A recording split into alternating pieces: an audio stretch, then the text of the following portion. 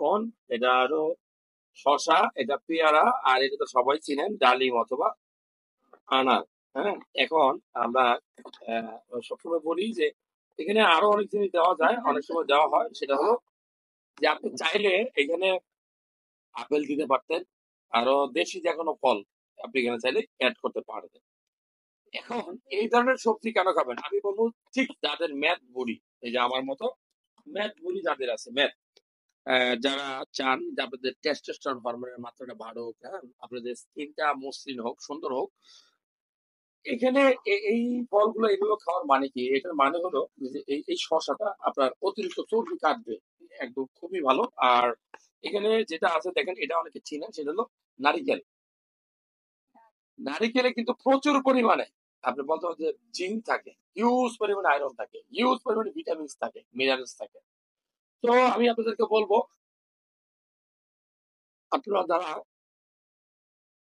Diet control করেন, diet control করলে কোনো শব্দ নাই, ডায়েটকে কন্ট্রোল করা যাবে না। ডায়েটকে খেতে, ডায়েট কন্ট্রোল মানে কি? খাবারটা আপনি কন্ট্রোল করেন না, আপনি কি ধরনের খাবার খাবেন, কেন খাবেন, সেই লক্ষ্য তো আপনাকে জানতে হইব। প্রথমে যেটা বলবো যে এখানে কিন্তু ভিটামিন সি আছে হিউজ পরিমাণে। লটকন আপনি চিনেন, লটকন একটা ফল আছে প্রচন্ড টক।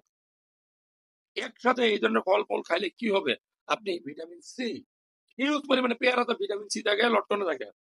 আপনার শশা, এটা ফ্যাট, আপনার শরীরে অতিরিক্ত ফ্যাট, খারাপ কোলেস্ট্রল কমানোর জন্য এই শশার কোনো জুড়ি নেই, খুবই ইম্পর্টেন্ট।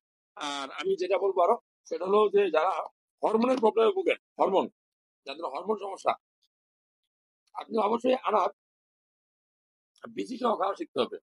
আমি কিন্তু এগুলো পাগলামের ভিডিও না, এগুলো রিয়েল ভিডিও। দিস ইজ, যারা আপনি যদি খেতে পারেন 6 মাস 1 বছর, আপনি অবশ্যই এই ধরনের খাবার থেকে আপনি বেনিফিট পাবেন।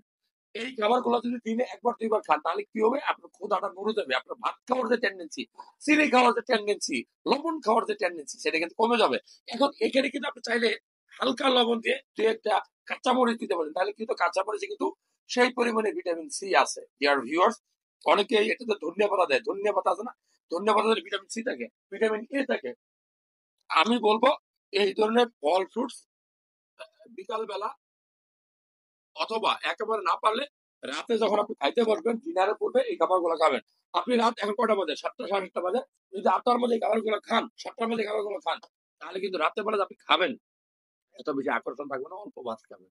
তো আমি বলবো যারা আপনাদের পেটের অতিরিক্ত মেদ, ভুঁড়ি, চর্বি, রক্তের খারাপ কোলেস্ট্রল কমাতে চান, একই সাথে আপনার টেস্টোস্টেরনের মাত্রা, স্পার্ম, বীর্যকে গাঢ় করতে চান, অবশ্যই এই ধরনের খাবার মিক্সড করে খেতে হবে।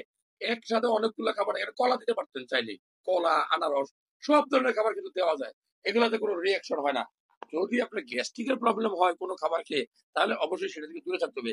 যদি কোনো খাবার খেয়ে আপনার এলার্জি হয়, তাহলে আপনি সেখান থেকে দূরে থাকবেন। ভিডিওটা ভালো লাগলে শেয়ার করে সবাইকে দেখার সুযোগ করে দেবেন। আল্লাহ হাফেজ।